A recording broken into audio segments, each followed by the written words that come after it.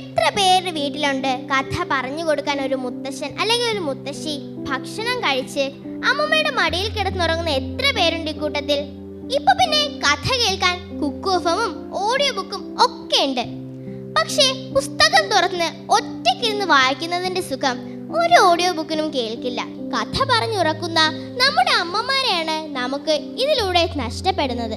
KLIPFന്റെ 3rd എഡിഷനിൽ വന്നപ്പോൾ എനിക്ക് ഒരുപാട് സന്തോഷമായി. കാരണം കുട്ടികൾക്ക് വേണ്ടി മാത്രം ഒരു സ്റ്റുഡൻസ് കോർണറും അതിൽ സംസാരിക്കാൻ എനിക്കൊരു അവസരവും.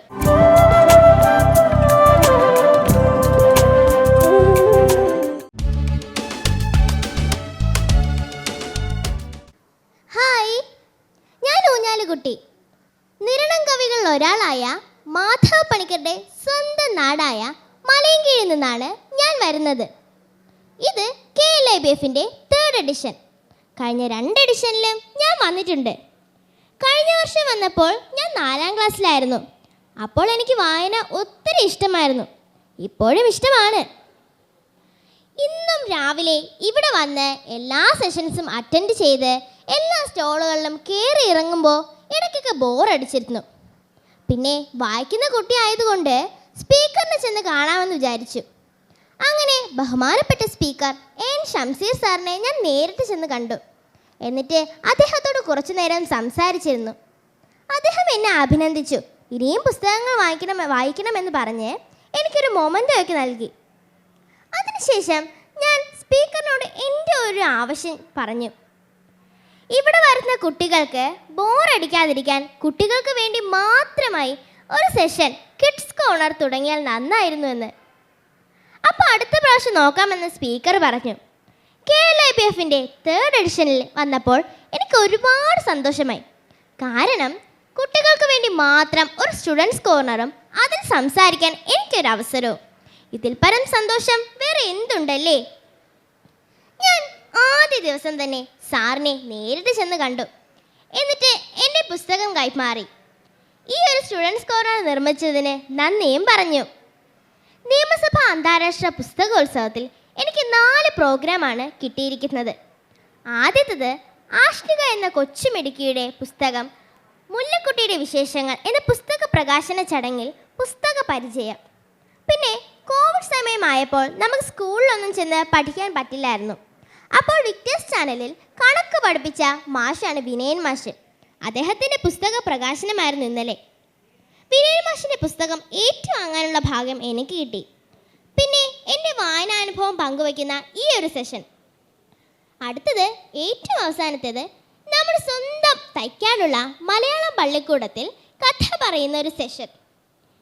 ഞാൻ ദൈവത്തോട് നന്ദി പറയുകയാണ്. കാരണം കഴിഞ്ഞ 2 എഡിഷനിൽ ഞാൻ വന്നിട്ടും എനിക്കൊരു വേദി പോലും കിട്ടിയില്ല. പക്ഷേ ഇപ്പോൾ 4 വേദികൾ ഒരുമിച്ച് കിട്ടിയിരിക്കുകയാണ്. അതിലെനിക്ക് ഒത്തിരി സന്തോഷമുണ്ട്. ഞാൻ എങ്ങനെയാണ് വായനയിലേക്ക് വന്നതെന്ന് പറയാം. ഞാനിപ്പോൾ 5ാം ക്ലാസ്സിൽ GHSS വിളവൂർക്കൽ സ്കൂളിലാണ് പഠിക്കുന്നത്. ഞാൻ വായിച്ചു തുടങ്ങിയത് 2ാം ക്ലാസ്സിൻ്റെ വെക്കേഷൻ മുതലാണ്. ആദ്യമൊക്കെ എനിക്ക് കഥ കേൾക്കാൻ നല്ല ഇഷ്ടമായിരുന്നു. എൻ്റെ അച്ഛനും അമ്മയും എനിക്ക് കഥകൾ പറഞ്ഞു തരാറുണ്ടായിരുന്നു. രാത്രി ഉറങ്ങാൻ കിടക്കുന്ന നേരത്ത് എൻ്റെ അമ്മ എന്നെ കഥ പറഞ്ഞായിരുന്നു ഉറക്കിയിരുന്നത്. പിന്നീട് അക്ഷരം കൂട്ടി വായിക്കുന്ന സമയത്ത് ചിത്രകഥാ പുസ്തകങ്ങൾ വായിക്കാൻ തുടങ്ങി. നിറയെ ചിത്രങ്ങളുള്ള ചെറിയ അക്ഷരത്തിൽ എഴുതിയിരിക്കുന്ന പുസ്തകങ്ങളിലൂടെയായിരുന്നു എൻ്റെ ആദ്യത്തെ വായന. പിന്നീടായിരുന്നു ഞാൻ ചെറുകഥാ പുസ്തകങ്ങൾ വായിക്കാൻ തുടങ്ങിയത്. അപ്പോൾ എൻ്റെ അച്ഛനും അമ്മയും പറഞ്ഞു, നീ പുസ്തകം വായിച്ചാൽ മാത്രം പോരാ, പുസ്തകത്തിൻ്റെ ആസ്വാദനം കൂടി എഴുതി സൂക്ഷിക്കണമെന്ന്. അങ്ങനെ ഞാൻ കഥക്കൂട്ട് എന്ന പേരിട്ട് ഒരു വലിയ ഡയറി എടുത്ത് ആ പുസ്തകങ്ങളുടെ ആസ്വാദനങ്ങൾ എഴുതാൻ തുടങ്ങി. പുസ്തകത്തിൻ്റെ പേര്, പുസ്തകം എഴുതിയ ആളുടെ പേര്, കഥാപാത്രങ്ങൾ, പുസ്തകത്തിൻ്റെ ഉള്ളടക്കം, എന്താണ് എനിക്കതിൽ നിന്ന് മനസ്സിലായത്, ഇതൊക്കെയാണ് ഞാൻ എഴുതി വയ്ക്കുന്നത്. അങ്ങനെയാണ് ഞാനിപ്പോൾ 500 പുസ്തകങ്ങൾ വായിച്ച് ആ പുസ്തകത്തിൻ്റെ ആസ്വാദനക്കുറിപ്പും എഴുതിയിരിക്കുന്നത്. ഞാൻ അവസാനം വായിച്ച നോവൽ അഖിൽ പി ധർമ്മജൻ്റെ റാം കെയർ ഓഫ് ആനന്ദേതാണ്. എനിക്ക് ഒരുപാട് ഇഷ്ടപ്പെട്ട നോവൽ തന്നെയാണ്. വായനക്കാരുടെ മനസ്സ് കീഴടക്കുന്ന ഒരു നോവൽ. നമുക്ക് സിനിമ കാണുന്നത് പോലെ ആ പുസ്തകം വായിച്ചു കഴിഞ്ഞാൽ നമുക്ക് കാണാൻ സാധിക്കും. ഇന്ന് അഖിൽ പി ധർമ്മജൻ ഇവിടെ വരുന്നുണ്ട്. അദ്ദേഹത്തെ കാണണമെന്നാണ് എൻ്റെ ഏറ്റവും വലിയ ഒരു ആഗ്രഹം. എഴുത്തുകാരിൽ പ്രിയപ്പെട്ട ഒരാളാണ് പി നരേന്ദ്രനാഥ്.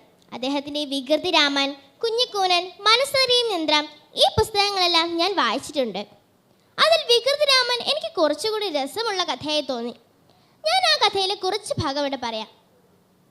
നന്ദി ചെറുപ്പത്തിലാണ് വികൃതി രാമൻ മനക്കിലെത്തിയത്. അച്ഛൻ നമ്പൂതിരിയുടെ തോട്ടത്തിൽ ഒരു മരക്കൊമ്പിൽ അവനും അമ്മയും ഇരിക്കുകയായിരുന്നു. പെട്ടെന്ന് മനക്കിലെ പണിക്കാർ തോട്ടത്തിലേക്ക് വന്നു. അതാ കുരങ്ങൻ കുരങ്ങൻ! അമ്മ അവനെ മുറുകെ പിടിച്ചു. അവൻ അമ്മയുടെ വയറിനോട് ഒട്ടിയിരുന്നു. അമ്മ അവനെയും കൊണ്ട് അടുത്ത മരക്കൊമ്പിലേക്ക് ചാടി. ഠേ! പെട്ടെന്ന് ഒരു കല്ല് അമ്മയുടെ ദേഹത്ത് വന്ന് പതിച്ചു. അമ്മ കൈവിട്ടു. അവൻ മരക്കൊമ്പിൽ നിന്നും താഴെ വീണു. കരഞ്ഞു. പക്ഷേ ഫലമുണ്ടായില്ല. അവരമ്മയെ ആട്ടി ഓടിച്ചു. പിന്നീട് പണിക്കാർ അവനെയും എടുത്തുകൊണ്ട് മനക്കിലേക്ക് ചെന്നു. അച്ഛൻ നമ്പൂതിരിക്ക് ബഹു സന്തോഷമായി. കാണാൻ നല്ല ചന്തമുള്ളൊരു കുരങ്ങൻ കുട്ടി, നമുക്കിതിനെ വളർത്തണം. നീലാണ്ടനും വാസുദേവനും കളിക്കാൻ കൂട്ടായല്ലോ. അച്ഛൻ നമ്പൂതിരിയാണത് പറഞ്ഞത്. കുരങ്ങനെ വളർത്തുന്നത് അത്ര നല്ലതല്ലെന്ന് മറ്റുള്ളവർ പറഞ്ഞു. എങ്കിലും അച്ഛൻ നമ്പൂതിരി അതൊന്നും കാര്യമാക്കിയില്ല. അച്ഛൻ നമ്പൂതിരി അവന് പേരിട്ടു രാമൻ. പിന്നീടാണത് വികൃതി രാമൻ എന്നായി മാറിയത്. അതിനും കാരണമില്ലാതില്ല. നമ്മളെപ്പോലെ ചില്ലറ വികൃതിയൊന്നും അല്ല അവൻ കാണിക്കുന്നത്. അവൻ കൊച്ചു നീലാണ്ടനെയും വാസുദേവനെയും മാന്തി കീറും. ഇല്ലത്തെ കാര്യസ്ഥനാണ് ഗോവിന്ദൻ മുതലാളി. ഗോവിന്ദൻ മുതലാളിയുടെ മുണ്ടിനകത്ത് വരെ അവൻ കയറിക്കൂടിയിട്ടുണ്ട്.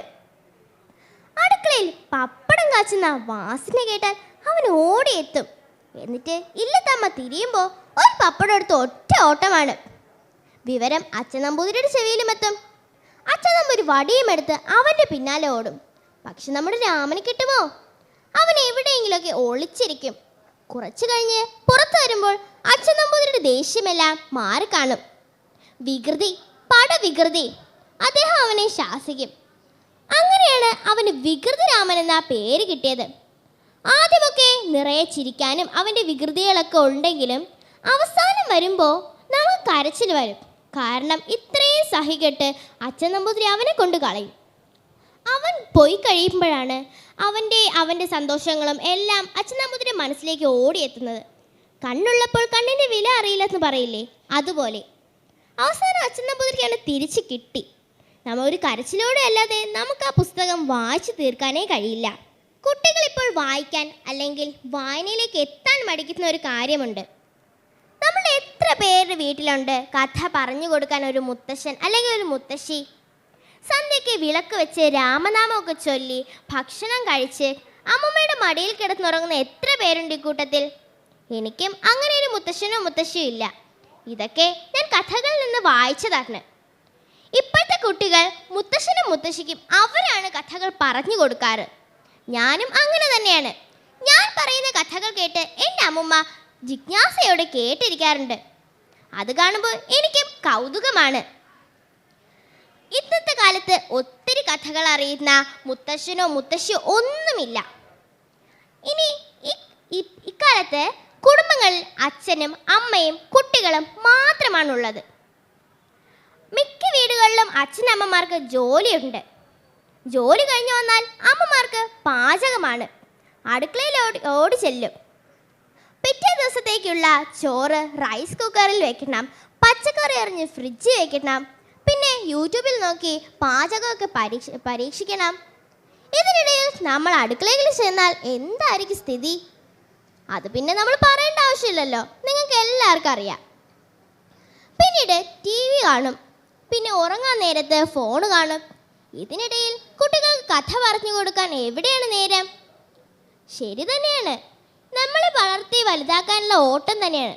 പക്ഷേ കഥ പറഞ്ഞുറക്കുന്ന നമ്മുടെ അമ്മമാരെയാണ് നമുക്ക് ഇതിലൂടെ നഷ്ടപ്പെടുന്നത്.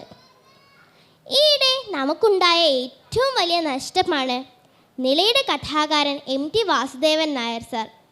അദ്ദേഹത്തിൻ്റെ ദയ എന്ന പെൺകുട്ടി, തന്ത്രക്കാരി, ഒരു കൊച്ചു പെൺകുട്ടി, ഈ പുസ്തകങ്ങളൊക്കെ ഞാൻ മുൻപ് വായിച്ചിട്ടുണ്ട്. അദ്ദേഹത്തിൻ്റെ അനുസ്മരണ ചടങ്ങിൽ ഞാൻ പങ്കെടുത്തപ്പോൾ കാലം എന്ന നോവലിൻ്റെ ഒരു കുറച്ച് ഭാഗം ഞാൻ വായിച്ചിരുന്നു. കാലം എന്ന നോവൽ വായിക്കുമ്പോൾ ഏവരുടെയും മനസ്സിൽ തങ്ങി നിൽക്കുന്ന ഒരു സംഭാഷണം ഞാനിവിടെ പറയാം. ഒറ്റയ്ക്ക് താമസിക്കുന്ന സുമിത്രയെ കാണാൻ അവസാനം സേതുമാധവൻ എത്തുന്നു. എന്നിട്ട് പറയുന്നു, സുമിത്രേ, എനിക്ക് നിന്നെ ഇഷ്ടമായിരുന്നു. അപ്പോൾ സുമിത്ര മറുപടി പറയുന്നു, ഇഷ്ടം? സേതുവിന് എന്നും ഒരാളോടെ ഇഷ്ടമുണ്ടായിരുന്നുള്ളൂ, സേതുവിനോട് മാത്രം. ഈ വരികൾ നമ്മുടെ മനസ്സിൽ എപ്പോഴും തങ്ങി നിൽക്കും. ഇപ്പൊ പിന്നെ കഥ കേൾക്കാൻ കുക്കു എഫ്എമ്മും ഓഡിയോ ബുക്കും ഒക്കെ ഉണ്ട്. പക്ഷേ പുസ്തകം തുറന്ന് ഒറ്റയ്ക്കിരുന്ന് വായിക്കുന്നതിൻ്റെ സുഖം ഒരു ഓഡിയോ ബുക്കിനും കേൾക്കില്ല. നല്ല ശാന്തമായ പ്രകൃതിയിൽ ഇറങ്ങി പുസ്തകത്തെ തൊട്ടു തലോടി വായിക്കുന്ന എന്ത് രസമാണ്.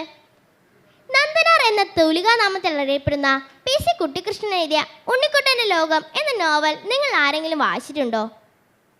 ഉണ്ടല്ലേ? എന്ത് രസമാണല്ലേ ആ കഥ കേൾക്കാൻ. ഉണ്ണിക്കുട്ടൻ കഥ പറയുകയാണ്. അവൻ്റെ വീട്ടിലെ കാര്യങ്ങളും അവൻ്റെ സ്കൂളിൽ പോകുന്നതും ഒക്കെ കേൾക്കാൻ നമുക്കും ഒരു കൊതി തന്നെയാണ്. പിന്നെ എനിക്ക് പുസ്തകം വായിക്കാൻ ഒരുപാട് ഇഷ്ടമാണെന്ന് ഞാൻ പറഞ്ഞു. അതുകൊണ്ട് തന്നെ വെറുതെ ഇരിക്കുമ്പോഴൊക്കെ ഞാൻ പുസ്തകം വായിക്കാറുണ്ട്. എവിടെയെങ്കിലും പോകുമ്പോൾ എൻ്റെ ബാഗിൽ ഒരു പുസ്തകമെങ്കിലും കാണണം. ഇടയ്ക്കൊക്കെ എനിക്ക് ശ്വാസം മുട്ടൽ വരാറുണ്ട്. അപ്പോൾ ഹോസ്പിറ്റലിൽ പോകുമ്പോൾ നെബുലൈസേഷൻ ചെയ്യുമ്പോൾ ഞാൻ പുസ്തകം തുറന്ന് വായിക്കും. പുസ്തകത്തിൻ്റെ പകുതിയൊക്കെ ആകുമ്പോൾ നെബുലൈസേഷൻ കഴിയും. അങ്ങനെയൊക്കെയാണ് എൻ്റെ പല രീതികൾ. വീട്ടിലിപ്പോൾ ഒരു കുഞ്ഞു ലൈബ്രറി ഉണ്ട്. ലൈബ്രറിയിൽ നിറയെ പുസ്തകങ്ങളും പലതും ഞാൻ വാങ്ങിച്ചതാണ്. പിന്നെ കുറേ എഴുത്തുകാർ എനിക്ക് പുസ്തകങ്ങൾ സമ്മാനിച്ചിട്ടുണ്ട്. ബഹുമാനപ്പെട്ട മന്ത്രി വി ശിവൻകുട്ടി സാർ എനിക്ക് കുറേ പുസ്തകങ്ങൾ തന്നിട്ടുണ്ട്. അദ്ദേഹത്തെ എനിക്ക് നേരത്തെ അറിയാമായിരുന്നു. പിന്നെ മുൻ ചീഫ് സെക്രട്ടറിയും ഗാനരചയിതാവുമായ ജയകുമാർ സാറും എനിക്ക് പുസ്തകങ്ങൾ തന്നിട്ടുണ്ട്. അതിലൊക്കെ എനിക്ക് ഒരുപാട് സന്തോഷമുണ്ട്. വായനയിലൂടെ എനിക്ക് കിട്ടിയ നേട്ടങ്ങളാണ്. ആകാശവാണിയിലും 1.14 സാഹിത്യവാണിയിലെ ആർജയാണ് ഞാനിപ്പോൾ. പിന്നെ ബാനു ബബ്ലു, പൂപ്പി, കാത്തു 5 എന്നീ മേഖലകളിൽ ഞാൻ ഡബ്ബിംഗ് ചെയ്യുന്നുണ്ട്. പിന്നെ എനിക്ക് വായനയിലേക്ക് എത്തിയതിന് ശേഷമാണ് ഞാൻ ഈ പുസ്തകോത്സവങ്ങളിൽ പങ്കെടുക്കാൻ തുടങ്ങിയത്. അവിടെ ചെല്ലുമ്പോൾ എനിക്ക് ഒരുപാട് എഴുത്തുകാരെ കാണാൻ പറ്റും. ഞാൻ പഠിച്ച പാഠപുസ്തകത്തിലെ എഴുത്തുകാരെ എനിക്ക് നേരിട്ട് കാണാനുള്ള അവസരമുണ്ടായി. തുറന്നുവിട്ട തത്ത എഴുതിയ സി റഹീം സാർ, നക്ഷത്രവും പൂവും എഴുതിയ വീരാൻകുട്ടി മാഷ്, പിന്നെ ഡാലിയ അമ്മൂമ്മയുടെ പുഴ എഴുതിയ ഷിനിലാൽ സാർ, അങ്ങനെ ഒത്തിരി പേരെ ഞാൻ പരിചയപ്പെട്ടു. ഞാൻ എങ്ങനെയാണ് എഴുത്തിലേക്ക് വന്നതെന്ന് പറഞ്ഞാൽ, ശിശുക്ഷേമ സമിതിയിൽ കഥാരചനാ മത്സരത്തിന് എനിക്ക് ഫസ്റ്റ് കിട്ടുകയുണ്ടായി. അതിനുശേഷം 4ാം ക്ലാസ്സിൻ്റെ അവധിക്കാലം വന്നു. അപ്പം ഞാൻ വീട്ടിൽ ഒറ്റയ്ക്കായിരുന്നു. എൻ്റെ അച്ഛൻ സൗദിയിലായതുകൊണ്ട് എൻ്റെ അച്ഛൻ സൗദിയിലാണ്. അപ്പോൾ അച്ഛൻ നാട്ടിലേക്ക് അന്ന് വന്നില്ല, ലീവ് കിട്ടിയില്ലായിരുന്നു. അപ്പോൾ പിന്നെ യാത്രകളൊന്നും ഇല്ലായിരുന്നു. ഞാൻ വീട്ടിൽ ഒറ്റയ്ക്ക് തന്നെയായിരുന്നു.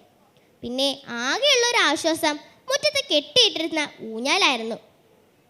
എൻ്റെ വീട്ടിൻ്റെ മുറ്റത്തില്ലാത്ത ഒരു പക്ഷിയില്ല. കാക്ക, കൊക്ക്, പൊന്മാൻ, ഉപ്പൻ, അങ്ങനെ എല്ലാ പക്ഷികളും ഉണ്ട്. രാവിലെ എല്ലാത്തിൻ്റെയും കലപില കേട്ടിട്ടാണ് ഉണരുന്നത്.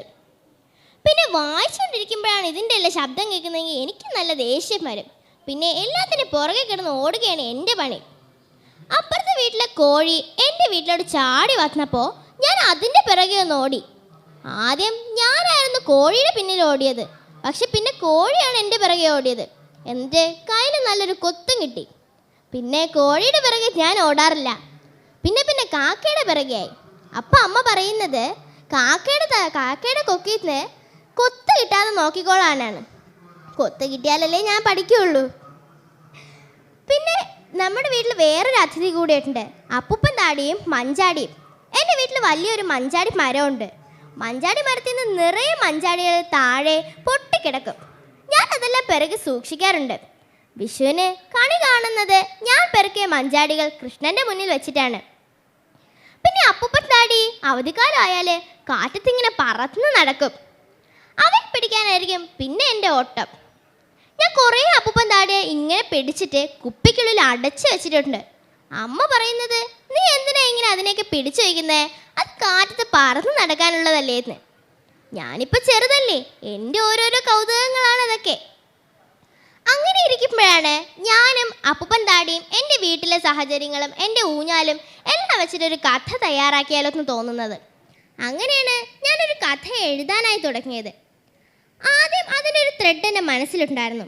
പിന്നെ ഞാൻ ആ കഥ എഴുതി. അതിനുശേഷം എൻ്റെ അച്ഛനും അമ്മയും അതിൽ ക്ലിയർ ചെയ്യാനായിട്ട് ക്ലാരിഫിക്കേഷൻ ചെയ്യാനായിട്ട് സഹായിച്ചു. അതിനുശേഷം ഊഞ്ഞാലുകുട്ടിയുടെ ഉമ്മിണി കാര്യങ്ങൾ എന്ന പേര് നൽകി മൈൻഡ് പബ്ലിക്ക പ്രസിദ്ധീകരിച്ചു. ജൂൺ 19 വായനാ ദിനത്തിന് ബഹുമാനപ്പെട്ട മുഖ്യമന്ത്രി പിണറായി വിജയൻ സാറാണ് അത് പ്രകാശനം ചെയ്തത്. അതിനുശേഷം എനിക്ക് ഒരുപാട് വേദികളിൽ പങ്കെടുക്കാൻ സാധിച്ചു. പിന്നെ എനിക്ക് ഏറ്റവും ഇഷ്ടപ്പെട്ട ഒരു ബുക്ക് മുട്ടത്ത് വർക്കിയുടെ ഒരു കുടയും കുഞ്ഞു പെങ്ങളും എന്നതാണ്. അതിന് ആദ്യ ഭാഗം തൊട്ട് അവസാനം വരെ ഒരു കരച്ചിലാണ്. അതിലെ ഒരു കുറച്ച് ഭാഗം കൂടി ഞാൻ പറയാം. ആകാശം നിറയെ കാർമേഘങ്ങളുണ്ടായിരുന്നു. ഒരു തണുത്ത ചെല്ലക്കാറ്റ് അലസമായി സഞ്ചരിച്ചു കൊണ്ടിരുന്നു. ഗ്രാമപാതയുടെ ഇരുവശങ്ങളിലുമുള്ള വൃക്ഷങ്ങൾ തലയാട്ടി. കള്ള കർക്കിടക മാസം. ലില്ലി, മഴ വരുന്നു, നീ ആ പെണ്ണിൻ്റെ കൂടെ പൊയ്ക്കോ. മുൻപേ നടന്നു പോകുന്ന ഗ്രേസിയുടെ നേരെ വിരൽ ചൂണ്ടി ബേബി അറിയിച്ചു. ഇച്ചാച്ചനോ? അവൾ ചോദിച്ചു. ഞാൻ ഓടിക്കോളാം. അപ്പോഴേക്കും മഴ പെയ്തു. ലില്ലി സ്ലേറ്റും പുസ്തകവും അടുക്കി പിടിച്ചുകൊണ്ട് ഓടി. ഗ്രേസിയുടെ അടുത്തെത്തിയിട്ട് അവളോട് ചോദിച്ചു, ഗ്രേസി, ഞാൻ കൂടെ കുടയിൽ കയറിക്കോട്ടെ? പോ കുട്ടി, നിന്നെ ഞാൻ ഈ കുടയിലൊന്നും കയറ്റില്ല, ഇത് എൻ്റെ കുടയാ. ഗ്രേസി, ലില്ലി യാചിച്ചു. നിന്നോടല്ലേ പറഞ്ഞ പോകാൻ. ഗ്രേസി എന്നിട്ട് ഓടി. ലില്ലി പാവം, അവൾ മഴയത്ത് നിന്ന് കരഞ്ഞു. പള്ളിക്കൂടത്തിലെ 2-ാം മണിയും മുഴങ്ങി. അവൾ ഓടി. ഓടുന്നതിനിടയിൽ ചെളിയിൽ ചറുക്കി വീണു. മുട്ടുരഞ്ഞു.